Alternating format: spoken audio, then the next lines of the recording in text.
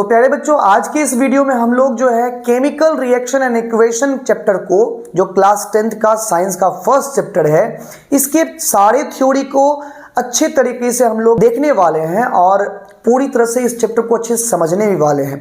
Definitely आप इस video में चैप्टर को फील करके जब पढ़िएगा तो आपको पूरी चैप्टर आसानी से समझ में आ जाएगी।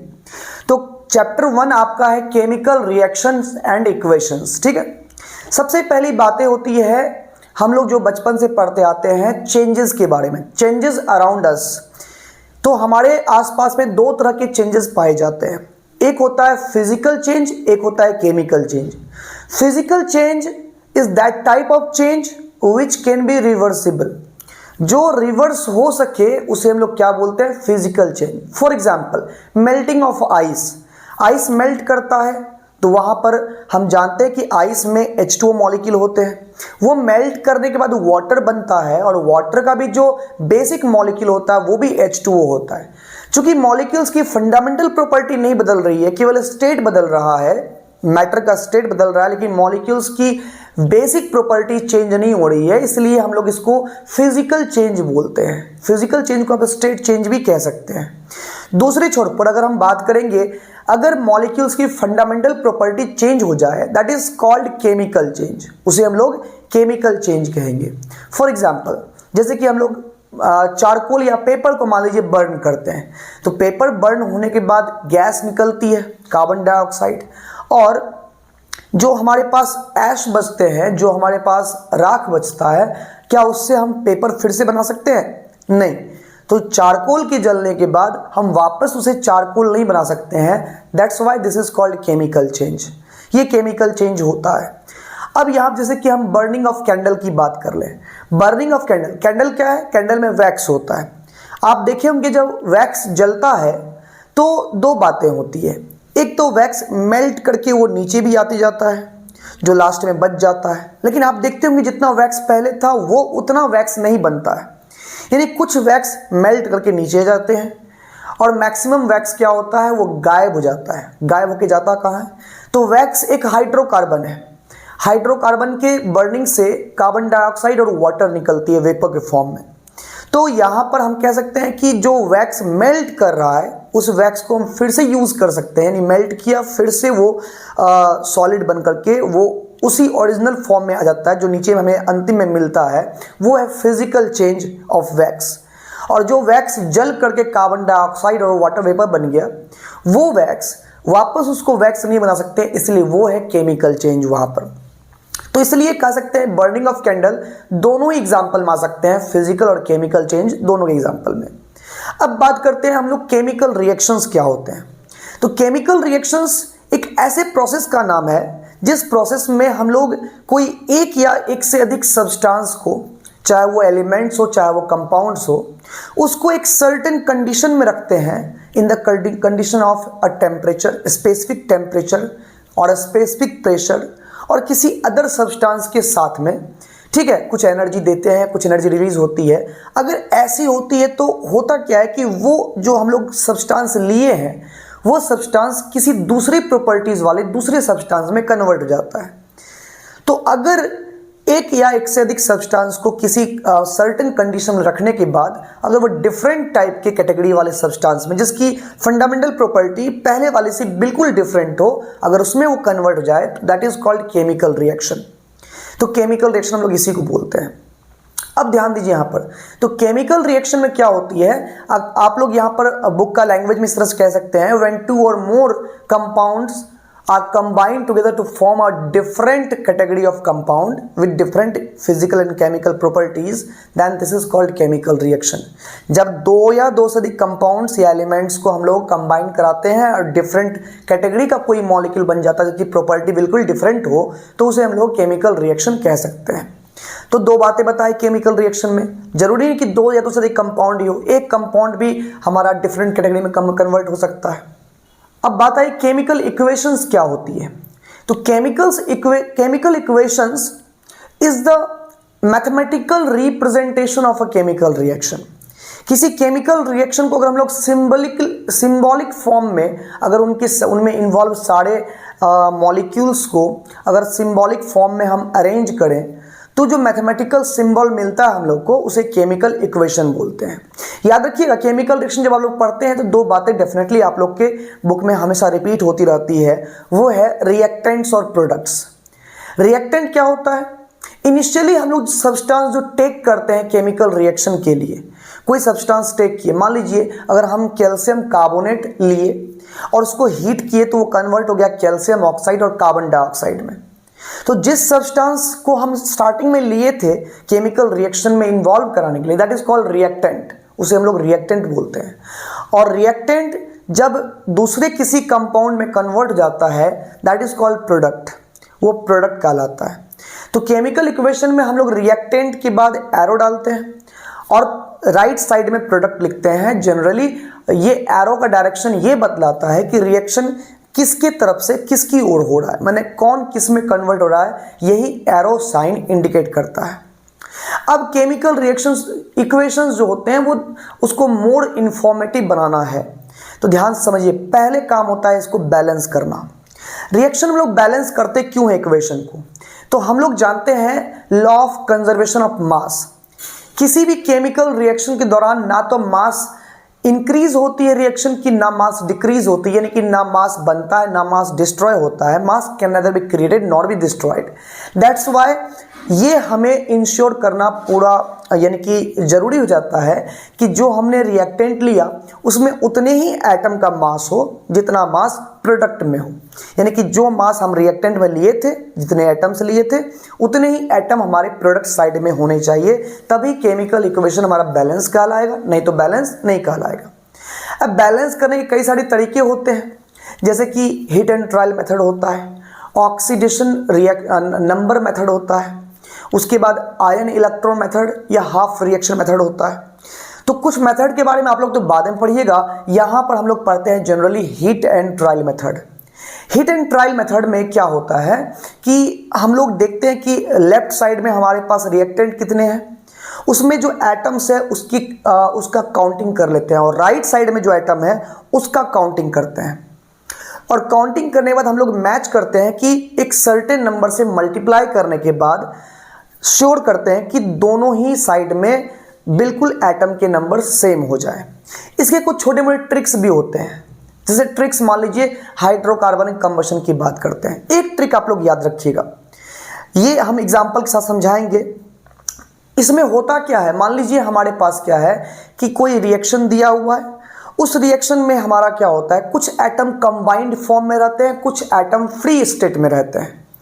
जैसे मान लीजिए ग्लूकोज का जब ऑक्सीडेशन होता है तो वो carbon dioxide plus water plus heat में कन्वर्ट होता है।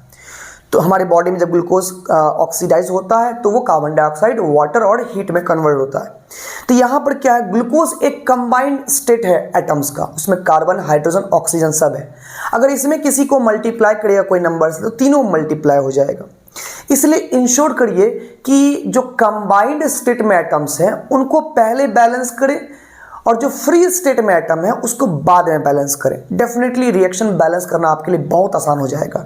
फॉर एग्जाम्पल, एक एग्जाम्पल समझते हैं इसको। जैसे इस इक्वेशन को हम देखते हैं, यहां पर हमारे पास तीन एलिमेंट्स हैं, कार्बन, हाइड्रोजन और ऑक्सीजन, और यहां पर हमारे पास एक ही एलिमेंट है ऑक्सीजन। तो ये फ्री स्टेट का एलिमेंट कहलाता है और ये सारे कंबाइंड स्टेट में एलिमेंट है। तो ध्यान दीजिएगा, हमारे पास पूरे रिएक्शन में तीन तरह के एलिमेंट है, कार्बन है, हाइड्रोजन है और ऑक्सीजन है। ये फ्री स्टेट का हमारा एलिमेंट है, इसको हम लोग बैलेंस लास्ट में करेंगे। सबसे पहले बैलेंस हम लोग यहाँ पर करेंगे कार्बन और हाइड्रोजन को। तो देखिए यहाँ पर कार्बन 6 है, कार्बन 6 है, तो यहाँ पर देखिए कार्बन हमारे पास केवल कार्बन डाइऑक्साइड में है, तो डेफिनेटली यहाँ पर 6 से मल्टीप्लाई करेंगे तो कार्बन हमारा बैलेंस हो जाएगा।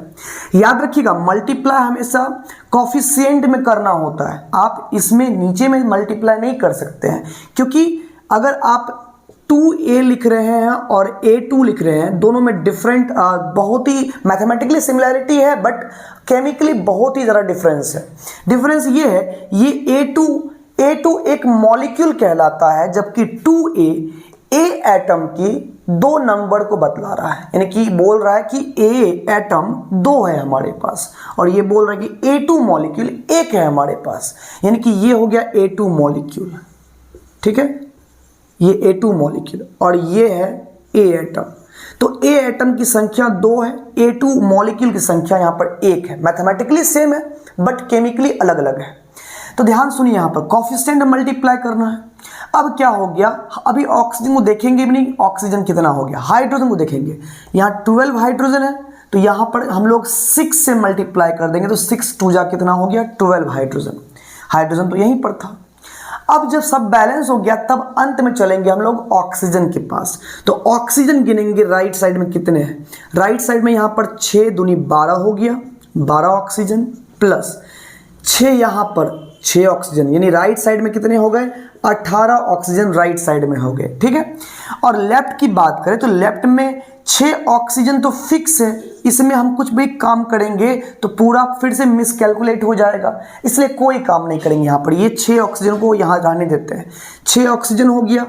अब रहा हमारे पास कितना 18 ऑक्सीजन राइट में है, लेफ्ट में 6 ऑक्सीजन है, माइनस कर देंगे तो हमारे पास बचे 12 ऑक्सीजन, जिसे बैलेंस करना है। तो यहाँ पर O2 के फॉर्म में ऑक्सीजन है। अब डायरेक्टली अगर यहाँ 6 से मल्टीप्लाई कर देते हैं तो ये 12 ऑक्सीजन हो जाएगा। यहाँ पर देखिए कितना आसान हो गया काम करना, बड़ी सिंपल हो गई। ठीक इसी तरह से एक एग्जांपल लेते हैं मीथेन।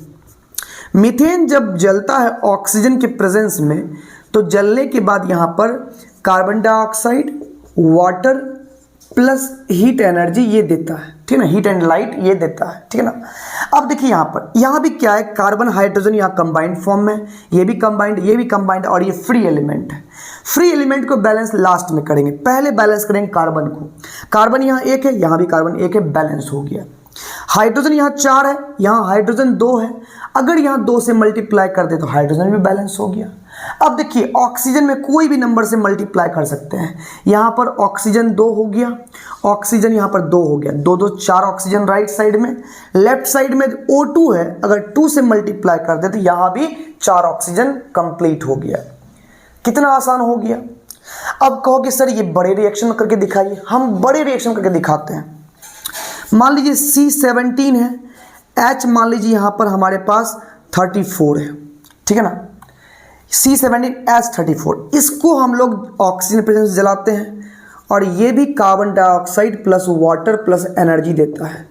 ठीक है, जितने भी हाइड्रोकार्बन होते हैं सबके कॉम्बशन से कार्बन डाइऑक्साइड, वाटर और एनर्जी ही मिलता है। जरा ध्यान से सुनिएगा। यहाँ पर सबसे पहले क्या बताया आपको, कार्बन बैलेंस करना है। कार्बन बैलेंस किए 17 लगा करके बैलेंस हो गया। फिर हाइड्रोजन बैलेंस करेंगे, 34 है, यहाँ H2 की फॉर्म में हाइड्रोजन है, अगर यहाँ 17 से मल्टीप्लाई कर देंगे ये भी 34 हो जाएगा।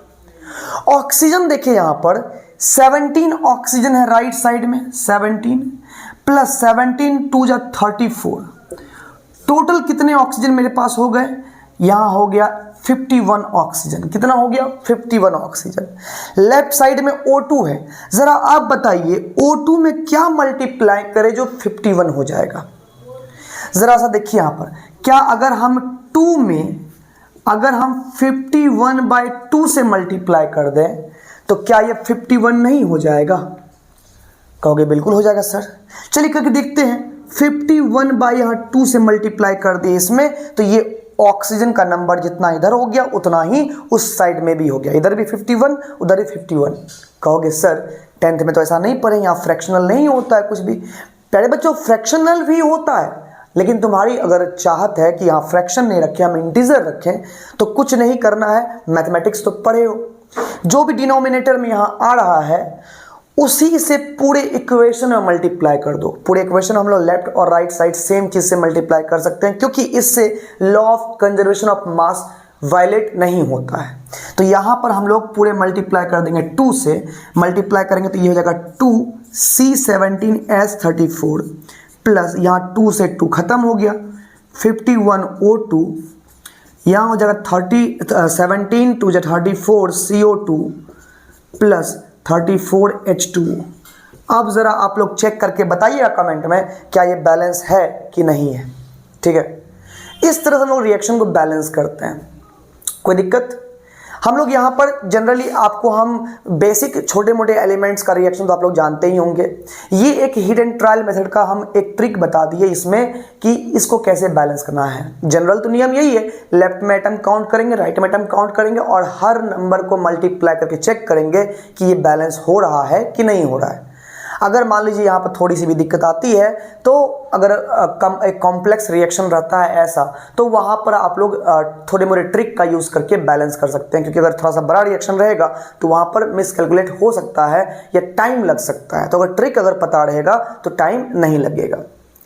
अब ये हिट एंड ट्रायल मेथड लेकिन हर जगह काम नहीं करता है। जैसे आयनिक इक्वेशन रहेगा तो वहाँ हिट एंड ट्रायल मेथड काम नहीं करेगा, क्योंकि वहाँ पर चार्ज भी बैलेंस करना होता है। तो उस जगह पर ऑक्सीडेशन नंबर मेथड या ion electron method, half reaction method ये काम देता है, जिसका स्टडी हम लोग हायर क्लासेस में यानी 11th क्लास में हम लोग करते हैं। ठीक है, तो इस तरह से आप लोग रिएक्शन बैलेंस कर सकते हैं। आप लोग कमेंट में बताइएगा कि रिएक्शन बैलेंस करना आपसे होता है कि नहीं होता है। अगर नहीं होगा तो हम सेपरेट वीडियो इस पर बना के डाल देंगे, नहीं तो अगर है तो फिर कोई दिक्कत नहीं है। ठीक है, अगर आता है तो कोई बात नहीं है। तो अब हमारा नेक्स्ट टॉपिक है कि केमिकल रिएक्शन जब होता है तो उसके क्या क्या इफेक्ट हो सकते हैं, मतलब कि कैसे हम लोग ये जानेंगे कि केमिकल रिएक्शन हो रहा है। तो केमिकल रिएक्शन होते समय लगभग 4-5 चीज़ें दिखाई देती है जनरली। पहला चेंज इन कलर आ सकता है, मे बी यानी कि रिएक्शन हो रहा है, कलर में चेंज आ जाए। फॉर एग्जाम्पल कॉपर सल्फेट जो कि हमारा ब्लू विट्रॉल कहलाता है, क्योंकि उसमें कॉपर 2+ आयन होते हैं जिसका कलर ब्लू होता है। अब अगर उसमें हम लोग आयरन मिला देते हैं तो रिजल्टिंग सॉल्यूशन आयरन सल्फेट का बन जाता है और आयरन 2+ आयन की पहचान ग्रीन कलर से होती है। तो वो आयरन सल्फेट बन जाता है तो उसका कलर ब्लू से क्या हो जाता है, ग्रीन हो जाता है। तो यहाँ पर हम लोग देखेंगे कि कलर में चेंज आ रही है, तो ये रिएक्शन, यहाँ केमिकल रिएक्शन कुछ ना कुछ हुआ है। फॉर एग्जाम्पल सोडियम हाइड्रोक्साइड में हम फिनोप्थिलीन डालते हैं तो वो पिंक हो जाता है, आप सब जानते हैं, इंडिकेटर है। तो वहाँ पर बेस में डाले हैं फिनोप्थिलीन, वो पिंक हो गया। फिर जैसे ही उसमें एसिड मिलाते हैं वो फिर पिंक कलर से कलरलेस हो जाता है। ये इंडिकेट करता है कि यहाँ न्यूट्रलाइजेशन रिएक्शन हो चुका है। मीन्स केमिकल रिएक्शन होने के दौरान कलर चेंज हो सकते हैं, पहला कंडीशन हो गया। दूसरा है change in heat. Chemical reaction के दौरान कुछ हीट एब्जॉर्ब भी होते हैं, समटाइम्स हीट रिलीज भी होता है। फॉर एग्जाम्पल आप देखे होंगे कि जब क्विक लाइम में वाटर ऐड हम लोग करते हैं, यानी कि सूखा हुआ चूना में जब लोग वाटर ऐड करते हैं तो वो बहुत ज़्यादा हीट रिलीज करना शुरू कर देता है। ऐसे रिएक्शन जब हीट रिलीज करते हैं तो उसे एक्सोथर्मिक रिएक्शन बोलते हैं। The reaction in which heat is released out is called exothermic reaction. ऐसे ही कुछ रिएक्शन होते हैं जिसमें एनर्जी की रिक्वायरमेंट होती है, जैसे कि हो गया इलेक्ट्रोलाइसिस ऑफ वाटर। यहाँ पर वाटर में क्या है कि जब इलेक्ट्रोलाइसिस यानी इलेक्ट्रिक करंट जाती है, इलेक्ट्रिकल एनर्जी दी जाती है, तब ये वाटर डिकम्पोज करता है हाइड्रोजन और ऑक्सीजन में। मीन्स कुछ रिएक्शन एक्सोथर्मिक होते हैं, कुछ रिएक्शन एंडोथर्मिक होते हैं। तो यहाँ हीट एक्सचेंज या एनर्जी एक्सचेंज की भी बात होती है। ठीक है, जैसे कि चाय बनती है तो चाय बनने का प्रोसेस क्या हो सकता है, तो ये प्रोसेस हमारा एंडोथर्मिक होगा, क्योंकि वहाँ हीट की रिक्वायरमेंट होती है ना। वही चूना में पानी डालते हैं तो वो हीट रिलीज करता है, तो वो प्रोसेस एक्सोथर्मिक हो जाएगा। ठीक, अब अगर हम बात करें यहाँ पर change of state of matter. Chemical reaction दौरान मैटर के स्टेट भी चेंज हो सकते हैं, मतलब कि हमारा रिएक्टेंट सॉलिड होगा, प्रोडक्ट हो सकता है लिक्विड बन जाए, या हमारा रिएक्टेंट लिक्विड होगा, प्रोडक्ट हो सकता है गैस बन जाए। फॉर एग्जांपल आप देख सकते हैं कि स्टेट चेंज का जो एग्जांपल है, वाटर जो है आइस फॉर्म से लिक्विड फॉर्म में आता है, तो वो भी एक प्रोसेस होने का इंडिकेशन दे सकता है। तो जब प्रोसेस में कोई स्टेट ऑफ मैटर चेंज हो रहा हो तो वहाँ भी कह सकते हैं कि कुछ ना कुछ केमिकल प्रोसेस यहाँ पर हो रहा है। ठीक है, उसके बाद इवोल्यूशन ऑफ गैस की बात करें तो कुछ रिएक्शन ऐसे होते हैं लाइक क्या कहते हैं, जब मेटल का रिएक्शन एसिड से होता है तो वहाँ कुछ गैस निकलती है, और वो गैस में जब आप लोग आग लगाओगे तो वो हाईली फ्लेम के साथ वो गैस जलता है। मीन्स वो गैस हाइड्रोजन गैस है जो कि जलने पर पॉप साउंड भी देता है। ठीक है। तो कुछ रिएक्शन ऐसे होते हैं जिसमें गैस इवॉल्व होता है।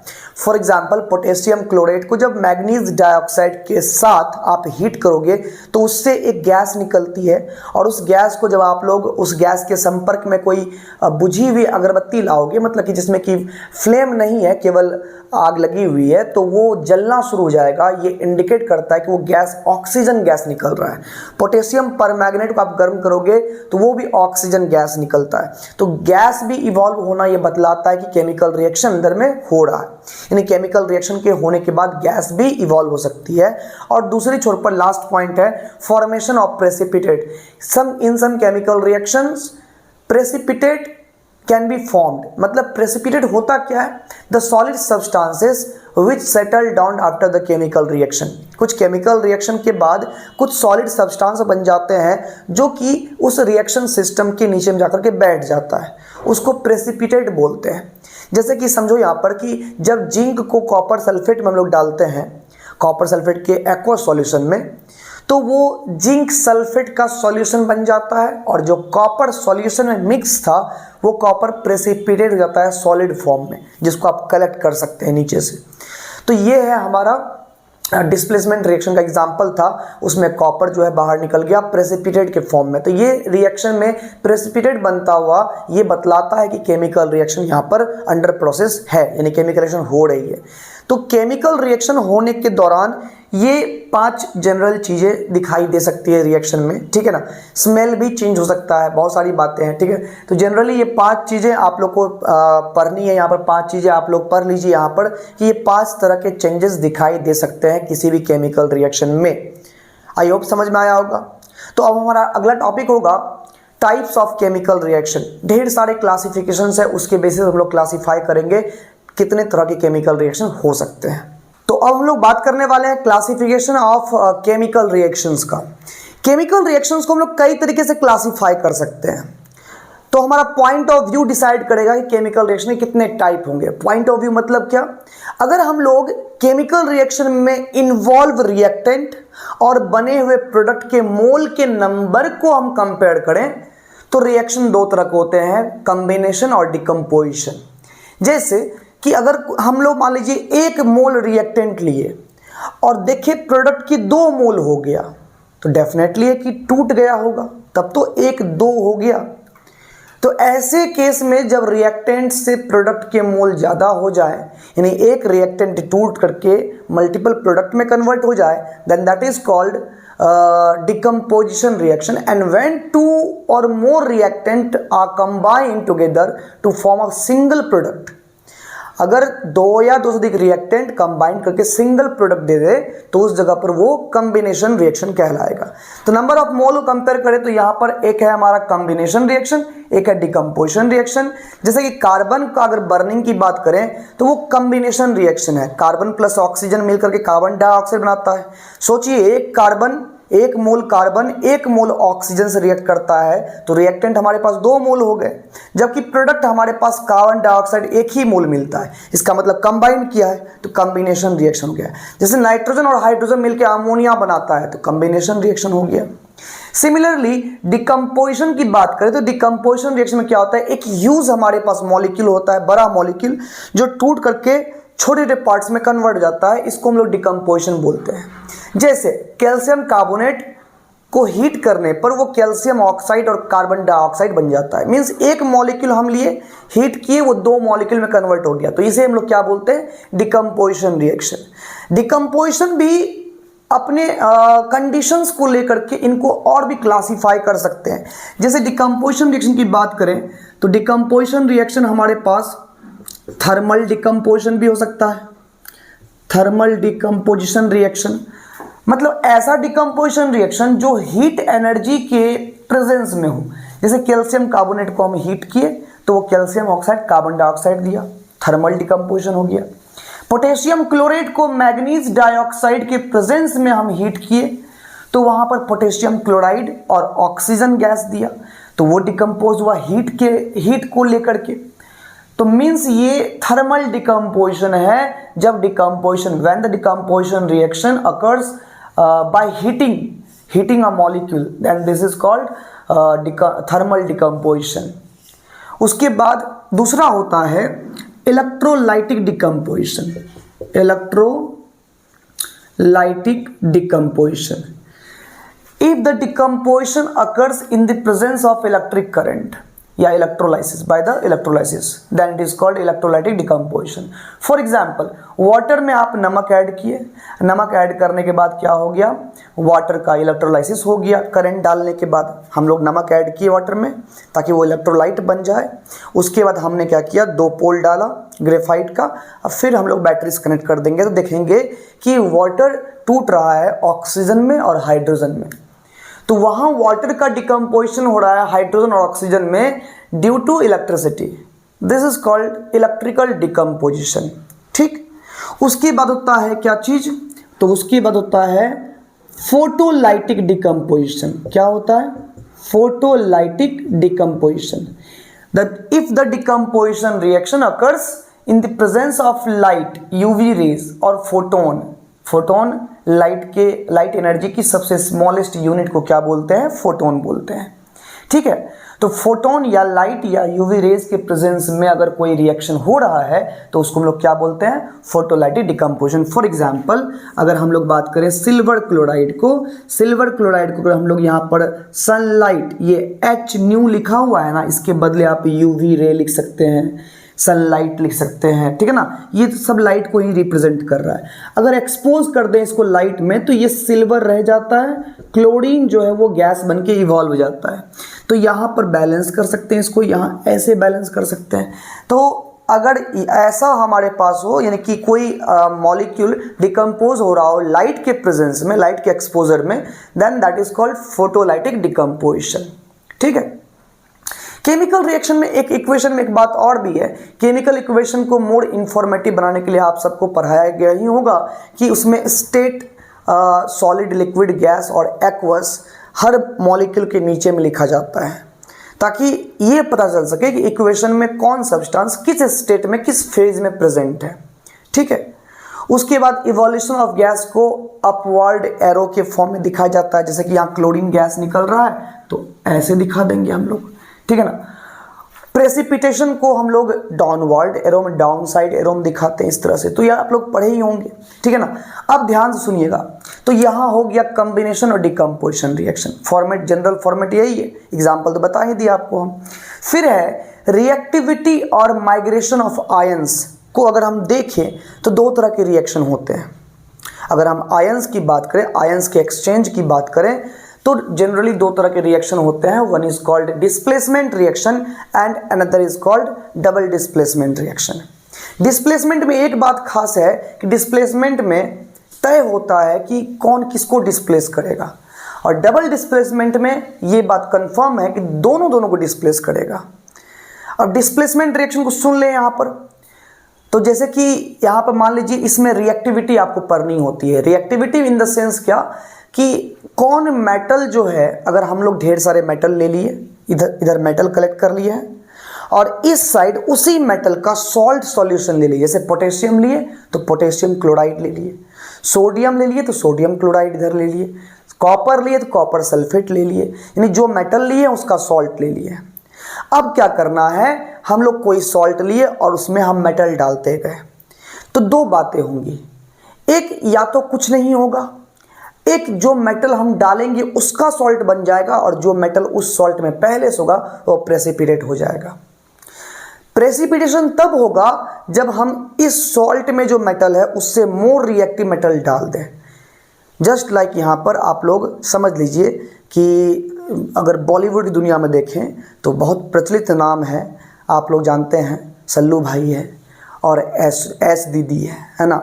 दोनों साथ थे पहले, अभी भैया आए, वो क्या किए, एक डिस्प्लेस कर, सल्लू भाई को डिस्प्लेस कर दिए, चूँकि मोर रिएक्टिव थे, डिस्प्लेस कर दिए। ठीक है, वो प्रेसिपिटेट उनका हो गया, प्रेसिपिटेशन हो गया, वो बेचारे भाग गए और ये अपना कंपाउंड फॉर्म कर दिया। तो ऐसा ही कुछ यहाँ पर क्या है कि जो हमारे पास मोर रिएक्टिव, अगर A यहाँ मेटल है, X भी मेटल है, कंडीशन है कि A मोर रिएक्टिव मेटल है तो ये X को डिस्प्लेस करके AY बना लेगा सॉल्यूशन और X मेटल प्रेसिपिटेट यहाँ पर हो जाएगा। बट अगर इसी जगह पर X रहता और ये AY रहता तो यहाँ पर X चूंकि अब लेस रिएक्टिव है तो ये कभी भी इसको डिस्प्लेस नहीं कर पाएगा, ठीक है। तो यहाँ रिएक्टिविटी की बात होती है, रिएक्टिविटी सीरीज आपको दिखाई दे रहा होगा स्क्रीन पर, ठीक है ना। इस सीरीज में जो मोर रिएक्टिव है वो लेस रिएक्टिव के सॉल्यूशन को, सॉल्यूशन से उस मेटल को डिस्प्लेस कर देगा, लेकिन जब मोर रिएक्टिव का मेटल का सॉल्यूशन रहेगा उसमें लेस रिएक्टिव मेटल डाल देंगे तो कोई रिएक्शन नहीं होगा। इसलिए हमेशा डिस्प्लेस नहीं करते रहना, हमेशा देखना कि डिस्प्लेसमेंट होने लायक है कि नहीं है, ठीक है। सल्लू भैया डिस्प्लेस कर पाया अभी तक नहीं कर पाए, तब अब सुनो यहाँ पर लेकिन डबल डिस्प्लेसमेंट में क्या होता है, हमारे पास दो सॉल्ट सॉल्यूशन होते हैं। अब सॉल्ट सॉल्यूशन का नेचर ही बड़ा खराब है, वो पानी में जैसे उसको तुम ऐड करोगे तो वो पूरी तरह से आयोनाइज हो जाएगा, ए बी भी बन जाएगा, A plus B minus, X Y बन जाएगा, एक्स प्लस वाई माइनस। अब क्या होगा, जब दोनों आयोनाइज हो गया तो डेफिनेटली है कि अंदर में सबका आयन घूम रहा होगा कि तो अपोजिट आयंस में अट्रैक्शन होना शुरू हो जाएगा, तो इसका प्लस उसके माइनस को अट्रैक्ट कर लेगा, मे भी हो सकता है ऐसा, और इसका जो माइनस है इसके प्लस को अट्रैक्ट करेगा। तो इस तरह से एक्स बी बन जाएगा एक कंपाउंड ए वाई बन जाएगा। जैसे कि हम लोग अगर मान लीजिए सोडियम सल्फेट में अगर हम लोग क्या कहते हैं, सोडियम सल्फेट में अगर मान लीजिए हम लोग फेरिक क्लोराइड मिला दें तो बन जाएगा फेरिक सल्फेट और सोडियम क्लोराइड। उसी प्रकार से मान लीजिए हम लोग अगर क्या कहते हैं सोडियम हाइड्रोक्साइड में कॉपर सल्फेट मिला देंगे तो सोडियम सल्फेट बन जाएगा और कॉपर हाइड्रोक्साइड बन जाएगा, ठीक है। तो इस तरह से आज मेरी थोड़ी सी गला बैठा हुआ है मेरा, ठीक है ना, तो इस कारण से आवाज़ मोटा लग रहा होगा, ठीक है। तो खैर कोई दिक्कत नहीं है, पढ़ना है बस। अच्छा, उसके बाद की बात करें तो अगर हीट एक्सचेंज का पॉइंट ऑफ व्यू लेते हैं तो हीट एक्सचेंज के बेसिस पर हमारे केमिकल रिएक्शन दो तरह के होते हैं। एक, ये तो पहले भी डिस्कस कर चुके हैं हालांकि, एक जिस रिएक्शन के दौरान हीट रिलीज होती है, जैसे बताए थे क्विक लाइम को पानी में ऐड करते हैं तो हीट रिलीज होती है। तो कुछ रिएक्शन ऐसे होते हैं जो जब कंप्लीट होता है तो वो हीट रिलीज करते रहता है, उसके उस रिएक्शन के सिस्टम के आसपास आप जाइएगा तो आपको हॉटनेस महसूस होगा। तो जब भी रिएक्शन हो रहा हो और उसके पास आप जाएं आपको हॉटनेस महसूस हो, फॉर एग्जांपल पेपर जलता है, कोयला जलता है, कैल्शियम ऑक्साइड पानी में डालते हैं, आप लोग जब भी ऐसे सिचुएशन में पास जाओगे तो वहाँ आपको हीट फील होगा। सारे रिएक्शन एक्सोथर्मिक है, जबकि जिस रिएक्शन दौरान कोल्डनेस महसूस हो, मान लीजिए अगर हम इस रूम में एक बर्फ़ का सिल्ली रख देंगे तो मालूम है ये पूरा रूम ठंडा हो जाएगा, मालूम तो होगा ही, ठीक है ना। ठंडा क्यों होगा, क्योंकि वो बर्फ़ का सिल्ली क्या करेगा, आसपास के हीट को एब्जॉर्ब कर लेगा अपने आप को मेल्ट कराने में, तो आसपास का हीट लेवल डिक्रीज कर जाएगा, टेम्परेचर डिक्रीज करेगा तो जाहिर सी बात है ठंडक हमको लगेगी। तो यही बात है, बर्फ़ का पिघलना क्या है, तो एक एंडोथर्मिक प्रोसेस है क्योंकि वहाँ हीट एब्जॉर्ब हो रहा है सिस्टम में, ठीक।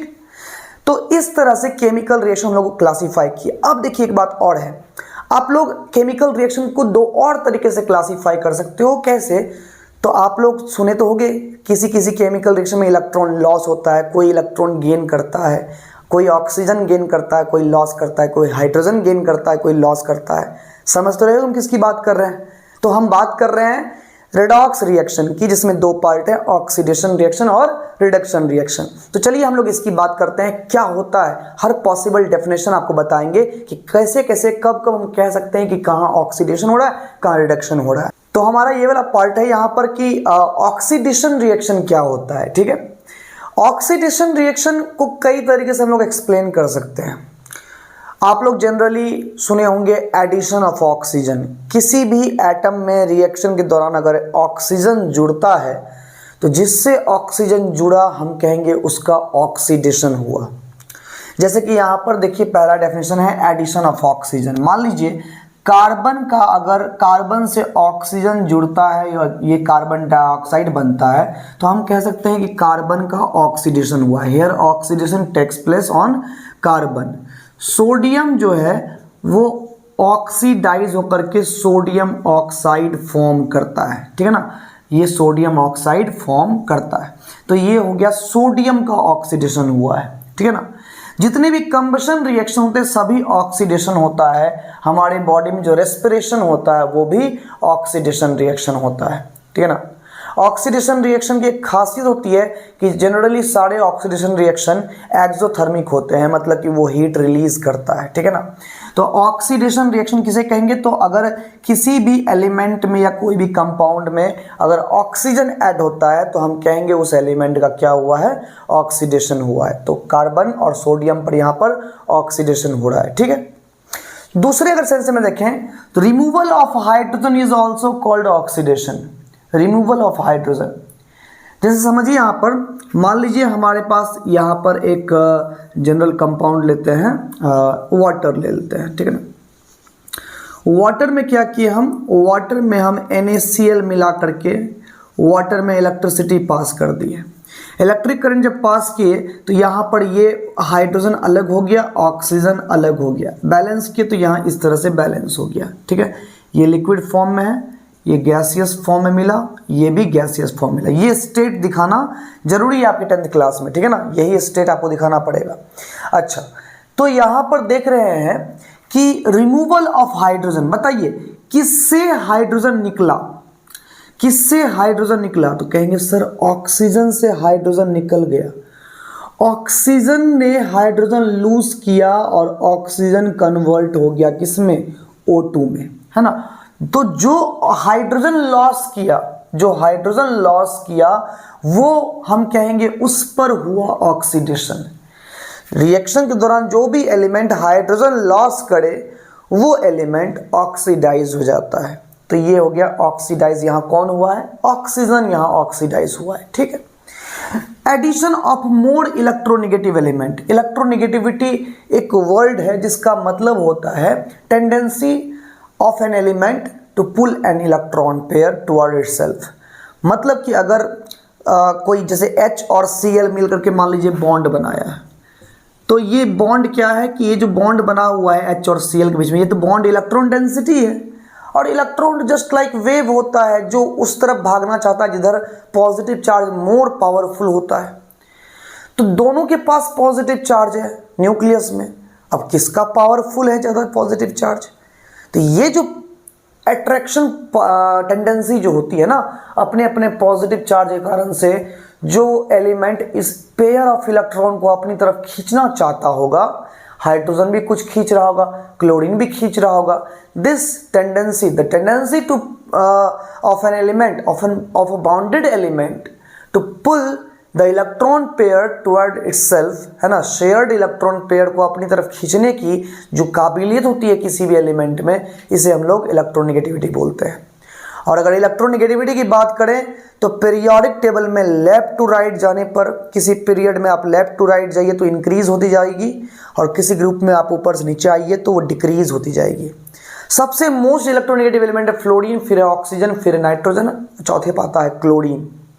तो प्यारे बच्चों, मोर किसी भी एलिमेंट में अगर ज़्यादा इलेक्ट्रोनेगेटिव एलिमेंट, किसी भी एलिमेंट में रिएक्शन के दौरान अगर उससे ज़्यादा इलेक्ट्रोनेगेटिव एलिमेंट आके जुड़ता है तो हम कहेंगे उस एलिमेंट का ऑक्सीडेशन हुआ है। फॉर एग्जाम्पल सोडियम जो है जब क्लोरीन से रिएक्ट करता है तो सोडियम क्लोराइड फॉर्म करता है। तो यहाँ देखिए जरा सा, सोडियम में क्या चीज़ ऐड हो चुका है, क्लोरीन, और क्लोरीन सोडियम से ज़्यादा इलेक्ट्रोनेगेटिव है, तो कहेंगे सोडियम में एक मोर इलेक्ट्रोनेगेटिव एलिमेंट आया है, ऐड हुआ है, इसी को बोलेंगे सोडियम पर ऑक्सीडेशन हुआ है। Here oxidation takes place on sodium, ठीक। अब देखिए यहाँ पर removal of more electropositive element, electronegative से उल्टा क्या हो गया, इलेक्ट्रोपॉजिटिव। जैसे मान लीजिए कि सिल्वर क्लोराइड है, सिल्वर क्लोराइड है, इस जब सिल्वर क्लोराइड लाइट में एक्सपोज करते हैं हम लोग तो आप जानते हो ये क्या बनता है, सिल्वर अलग क्लोरीन अलग, सिल्वर अलग क्लोरीन अलग, है ना, सिल्वर अलग क्लोरीन क्या हो गया, अलग हो गया Cl2 फॉर्म में। अब देखिए जरा से यहाँ पर क्लोरीन को देखिए, क्लोरीन क्या कह रहा है बेचारा, क्लोरीन कह रहा है कि भैया मेरे से सिल्वर अलग हो गया, सिल्वर धोखा दे दिया। तो सिल्वर उससे अलग हुआ है तो सिल्वर उसके सामने क्या है, एक इलेक्ट्रोपॉजिटिव एलिमेंट है।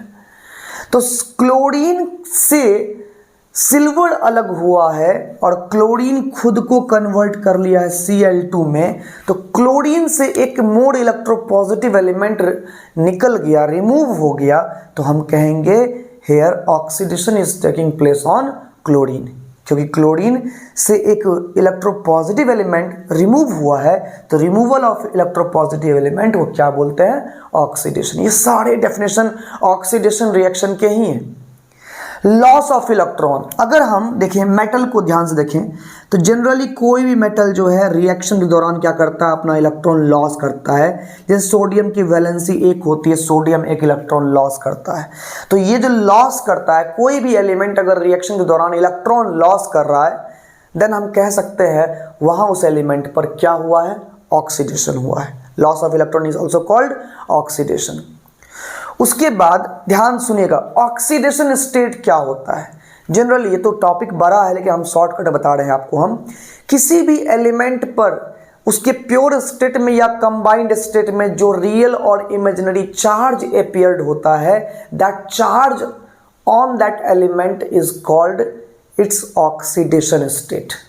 फॉर एग्जाम्पल, सोडियम पर यहाँ कितना चार्ज दिख रहा है? +1, कहेंगे सोडियम का ऑक्सीडेशन स्टेट +1 है। ये सोडियम एटम है, कितना चार्ज है? 0 चार्ज है, कहेंगे सोडियम का ऑक्सीडेशन स्टेट इस प्योर एलिमेंट में 0 है। तो जरा देखिए, तो जब इलेक्ट्रॉन लॉस होता है तो डेफिनेटली है कि 0 से ऑक्सीडेशन स्टेट कितना हो चुका है? +1 हो गया है। माने कि जब भी इलेक्ट्रॉन लॉस होगा तो कंफर्म है कि ऑक्सीडेशन स्टेट बढ़ जाएगा, प्लस में चल जाएगा। तो इसलिए एक नया डेफिनेशन हो गया, इंक्रीज इन ऑक्सीडेशन स्टेट। अगर किसी रिएक्शन में किसी एलिमेंट का ऑक्सीडेशन स्टेट इंक्रीज होता है तो that is called oxidation reaction. तब कहेंगे भैया यहाँ पर ऑक्सीडेशन किस पर हुआ है? सोडियम पर हुआ है। अब यहीं से क्या है? रिडक्शन। रिडक्शन रिएक्शन आप लोग पहले बच्चों, हम तो कहेंगे कि आप कमेंट सेक्शन में लिख ही डालो। जस्ट इसका सारे पॉइंट्स का रिवर्स कर दो। जहां एडिशन है वहां रिमूवल लगा दो, एग्जाम्पल सेट कर दो। जहां रिमूवल है वहां पर एडिशन लगा दो, जहां लॉस है वहां गेन लगा दो, जहां इंक्रीज है वहां डिक्रीज लगा दो। प्यारे बच्चों, यहां पर आप रिडक्शन रिएक्शन में लिख लोगे तो डेफिनेटली हम ये एक्सपेक्ट आपसे कर रहे हैं कि आप रिडक्शन रिएक्शन का हर एक डेफिनेशन एग्जाम्पल के साथ कमेंट सेक्शन में लिखोगे। हम बताएंगे आपका सही है आंसर कि नहीं है, ठीक है? तो ये आप लोग लिख लेना। अब कुछ बातें आती है ऑक्सीडेशन रिएक्शन का, रेडॉक्स रिएक्शन अब बताने वाले हैं लास्ट पॉइंट में। सबसे पहले यहां पर क्लियर ही कर लेते हैं कि ऑक्सीडेशन रिएक्शन का हमारे डेली लाइफ में क्या यूज होता है। तो जनरली ये सीबीएसई के सिलेबस में नहीं है, फिर भी 10th में बता ही देते हैं, 2 मिनट का पॉइंट है। ऑक्सीडेशन के कारण से ही हमारे यहाँ के घर में रखे हुए फूड में रेंसिडिटी आ जाती है। रेंसिडिटी मतलब फूड से बैड स्मेल आने शुरू हो जाते हैं, है ना? ये ऑक्सीडेशन का ही एक एप्लीकेशन है। अब इससे बचने का क्या उपाय है? तो बचने का उपाय है कि ऑक्सीडेशन को रोका जाए। ऑक्सीडेशन रोकने के लिए क्या क्या उपाय है?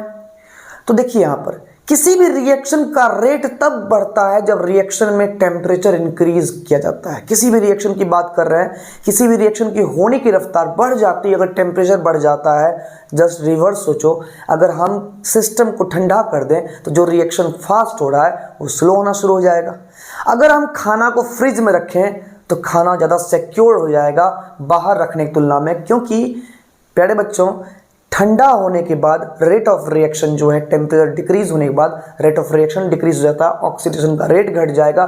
जो खाना 1 दिन में खराब होता है वो खाना 2 से 3 दिन तक चल जाएगा। अब क्या करें, हम तो गरीब आदमी हैं, हमारे यहाँ फ्रिज है नहीं बाबू, हम एक ही दिन खाते हैं, बनाते हैं, खा लेते हैं, ठीक है? अब दूसरी बात, ऑक्सीडेशन का एक अगला एग्जाम्पल है कोरोजन, ठीक है? कोरोजन आप जानते हैं, कोरोजन किसे कहते हैं? Decaying of metal surface in the presence of oxygen and moisture।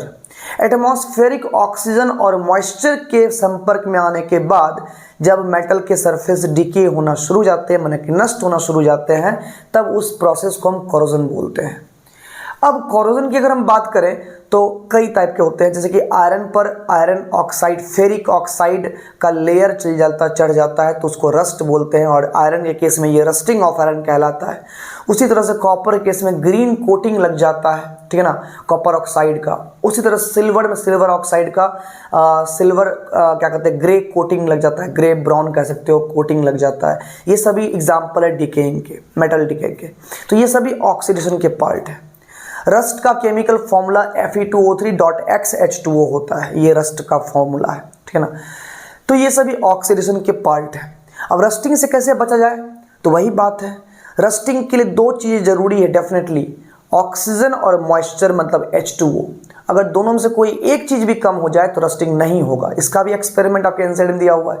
एक ग्लास में एयर है, कुछ नहीं है, खाली यानी कि उस ग्लास में सूखा हुआ ड्राई एयर है, मतलब कि डाल दिया गया, ऐसे कील डाल दिया गया, उसमें कुछ नहीं, रस्टिंग नहीं हुआ।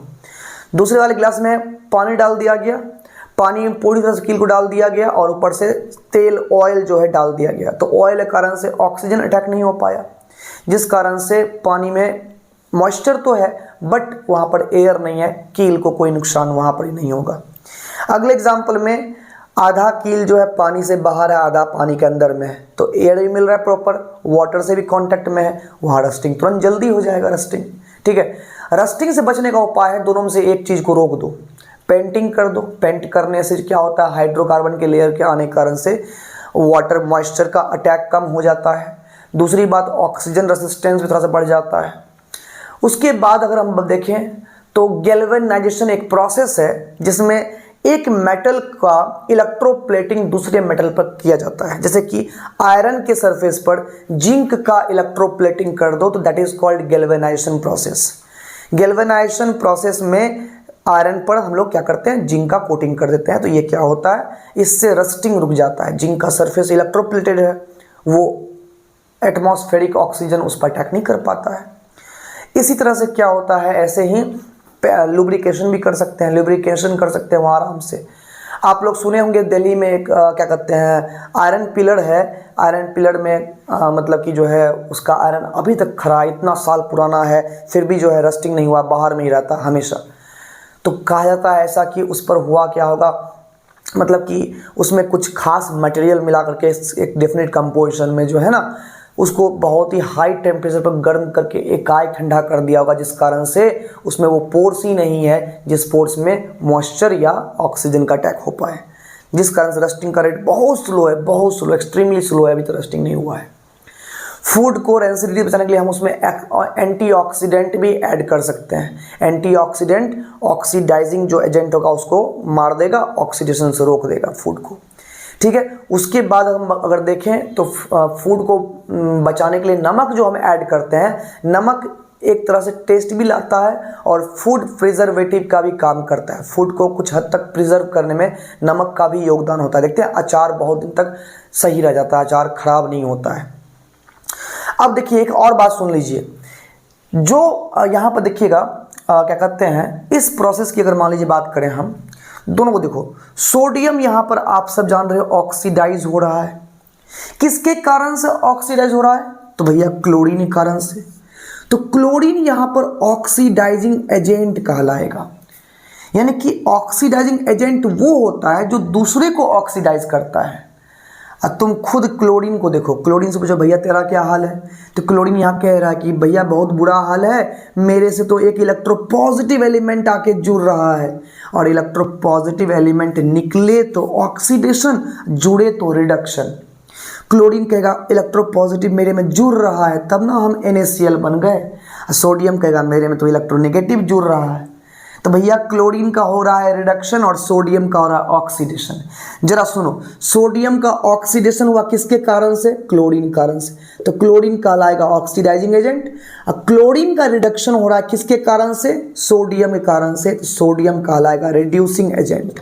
यानी याद रखिएगा, जिस पर ऑक्सीडेशन होता है वो खुद होता है रिड्यूसिंग एजेंट, और जिस पर रिडक्शन होता है उसे हम लोग क्या बोलते हैं, ऑक्सीडाइजिंग एजेंट। तो यू डिफाइन कर सकते हैं, the substances which oxidises others by reducing itself.